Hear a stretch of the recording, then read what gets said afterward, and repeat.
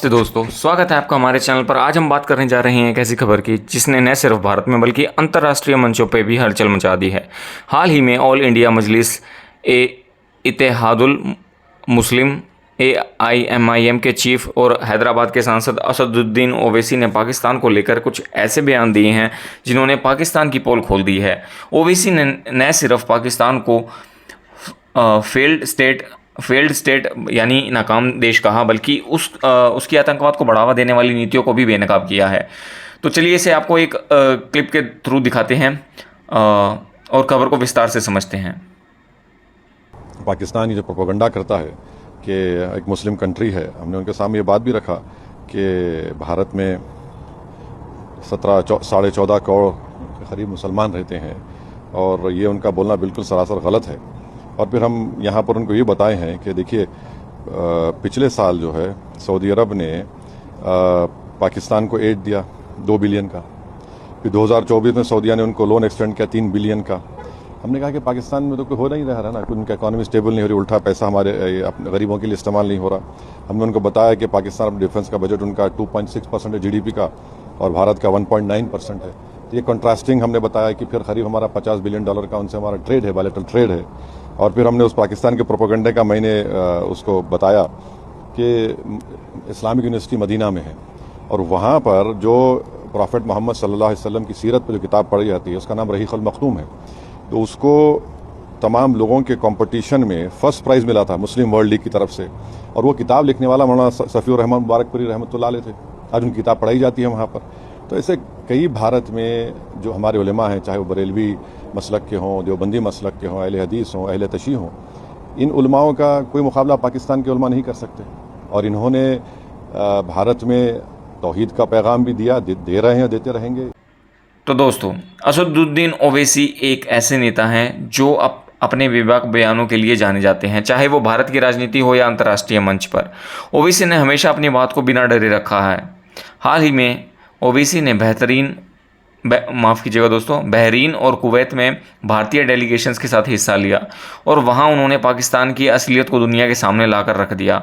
खबरों के मुताबिक ओवैसी ने पाकिस्तान को आतंकवाद का सबसे बड़ा गढ़ बताया और उन्हें फेल्ड स्टेट करार दिया, लेकिन ये सिर्फ शुरुआत थी। ओवैसी ने पाकिस्तान की फर्जी प्रोपेगेंडा की पोल भी खोल दी, और ख़ास तौर पर जब पाकिस्तान ने 2019 में एक चीनी मिलिट्री ड्रिल की तस्वीर को भारत पर जीत का सबूत बताने की कोशिश की। दोस्तों, ये खबर इतनी तेज़ी से फैल रही है कि केंद्रीय मंत्री किरण रिजिजू ने भी ओवैसी की तारीफ की और कहा कि पाकिस्तान की तो पोल ही खोल दी। तो आइए इस मामले को पूरे स्टेप बाय स्टेप समझते हैं। सबसे पहले बात करते हैं ओवैसी के बहरीन दौरे की। मई 2025 में ओवैसी एक भारतीय डेलीगेशंस का हिस्सा बनकर बहरीन गए थे। इस डेलीगेशन का मकसद था अप्रैल 2022 के पहलगाम आतंकी मामले के बाद भारत की स्थिति को अंतर्राष्ट्रीय मंच पर रखना और पाकिस्तान के आतंकवाद को बेनकाब करना। इस दौरान ओवैसी ने साफ साफ कह दिया कि पाकिस्तान आतंकवाद का सबसे बड़ा केंद्र है। उन्होंने कहा, जब तक पाकिस्तान आतंकवादी संगठनों को बढ़ावा देना, उनकी मदद करना और फंडिंग करना बंद नहीं करता, तब तक ये समस्या ख़त्म नहीं होंगी। ओवैसी ने पाकिस्तान को फेल्ड स्टेट कहकर उसकी आर्थिक और सामाजिक स्थिति पर भी सवाल उठाए। उन्होंने कहा कि पाकिस्तान अपनी जनता को बुनियादी सुविधाएं तक नहीं दे पा रहा, फिर भी आतंकवाद को बढ़ावा देने में लगा हुआ है। ओवैसी ने बहरीन सरकार से भी यह अपील की कि वो पाकिस्तान को FATF की ग्रे लिस्ट में वापस लाने में भारत का साथ दे, क्योंकि आतंकवाद के लिए जो पैसा इस्तेमाल हो रहा है वो इसी तरह की फंडिंग से आता है। अब बात करते हैं कुवैत की, जहां ओवैसी ने पाकिस्तान को और जोरदार तरीके से लताड़ा। मई 2025 में ओवैसी ने कुवैत में भारतीय डायस्पोरा को संबोधित कर रहे थे। इस दौरान उन्होंने पाकिस्तान के एक फर्जी प्रोपेगेंडा का पर्दाफाश किया। दरअसल पाकिस्तान के आर्मी चीफ आसिम मुनीर ने अपने प्रधानमंत्री शहबाज शरीफ को एक तस्वीर भेंट की थी, जिसमें दावा किया गया था कि यह भारत पर उनकी जीत का सबूत है। लेकिन जब इस तस्वीर की सच्चाई सामने आई तो पता चला कि यह 2019 की एक चीनी मिलिट्री ड्रिल की तस्वीर थी, जिन्हें पाकिस्तान ने फर्जी तरीके से पेश किया। इस पर ओवैसी ने पाकिस्तान पर करारा तंज कसा और उन्होंने कहा ये जोकर भारत के से क्या मुकाबला करना चाहते हैं। इन्होंने 2019 की चीनी ड्रिल की तस्वीर दी और ये कहा कि भारत पर जीत है, चीन की जीत है। नकल करने के लिए भी अकल चाहिए और इनके पास तो अकल भी नहीं है। ओवैसी के इस बयान ने न सिर्फ वहाँ मौजूद लोगों को हंसाया बल्कि पाकिस्तान को शर्मसार भी कर दिया। इस बयान के बाद केंद्रीय मंत्री किरण रिजिजू ने ओवैसी की तारीफ करते हुए कहा कि उन्होंने पाकिस्तान को पूरी तरह बेनकाब कर दिया। दोस्तों, ओवैसी के इन बयानों का बैकग्राउंड समझना जरूरी है। ये सारी बातें ऑपरेशन सिंदूर के बाद की हैं। खबरों के मुताबिक 10 मई 2025 को भारत ने ऑपरेशन सिंदूर के तहत पाकिस्तान में आतंकवादियों के कई ठिकानों पर स्ट्राइक करी थी। ये ऑपरेशन पहलगाम हमले का जवाब था जिसमें 26 मासूम लोगों की जान चली गई थी। इस हमले के बाद भारत सरकार ने साफ कर दिया कि वो आतंकवाद के खिलाफ सख्त कार्रवाई करेगा, लेकिन पाकिस्तान ने इस स्ट्राइक के बाद फर्जी प्रोपेगेंडा फैलाने की कोशिश की। उसने दावा किया कि उसने भारत को हराया और इसके सबूत के तौर पर वह चीनी ड्रिल की तस्वीरें पेश की। ओवैसी ने न सिर्फ झूठ को बेनकाब किया बल्कि पाकिस्तान की आतंकवाद को बढ़ावा देने वाली नीतियों पर भी सवाल उठाए। उन्होंने कहा कि पाकिस्तान धर्म के नाम पर आतंकवाद को जायज़ ठहराने की कोशिश करता है, लेकिन ये गलत है। ओवैसी ने यह भी कहा कि भारतीय मुसलमान पाकिस्तान से ज़्यादा इस्लाम को समझते हैं और उनका सम्मान करते हैं, जबकि पाकिस्तान इस्लाम की गलत व्याख्या करता है।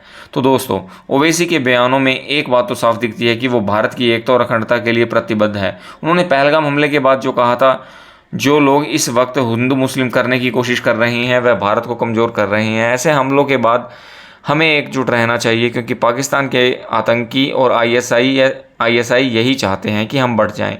ओवैसी ने यह भी कहा कि भारत में रहने वाले मुसलमानों ने 1947 में भारत को चुना और वे हमेशा भारत के साथ रहेंगे। इसके अलावा ओवैसी ने पाकिस्तान के न्यूक्लियर हथियारों के दावों का भी मजाक उड़ाया और उन्होंने कहा कि पाकिस्तान हमेशा न्यूक्लियर पावर होने की धमकी देता है, लेकिन अगर वो किसी देश में मासूमों को मारता है तो वह देश चुप नहीं बैठेगा। ओवैसी ने पाकिस्तान की तुलना आईएसआईएस से करते हुए कहा कि उसकी हरकतें आतंकवादियों जैसी ही हैं।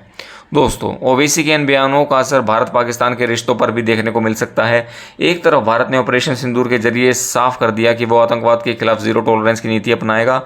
दूसरी तरफ ओवैसी ने जैसे नेताओं का बयान अंतर्राष्ट्रीय मंचों पर पाकिस्तान को अलग थलग करने में मदद कर रहे हैं। बहरीन और कुवैत जैसे देशों में भारत का डेलीगेशन पाकिस्तान को FATF की ग्रे लिस्ट में वापस लाने की मांग कर रहा है और ओवैसी इस मिशन को अहम भूमिका निभा रहे हैं। लेकिन इसके साथ साथ हमें यह भी समझना होगा कि इस तरह के बयान और कार्रवाइयाँ भारत पाकिस्तान के बीच तनाव पैदा कर रही हैं और बढ़ा सकती हैं।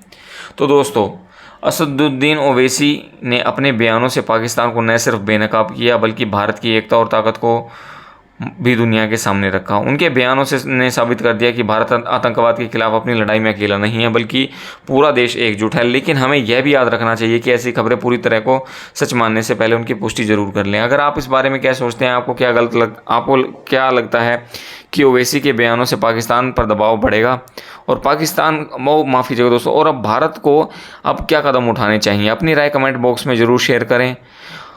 और दोस्तों, अगर आपको जियोपॉलिटिक्स, भारत की ताकत और अंतर्राष्ट्रीय खबरें पसंद है तो हमारे चैनल को ज़रूर ज्वाइन करें।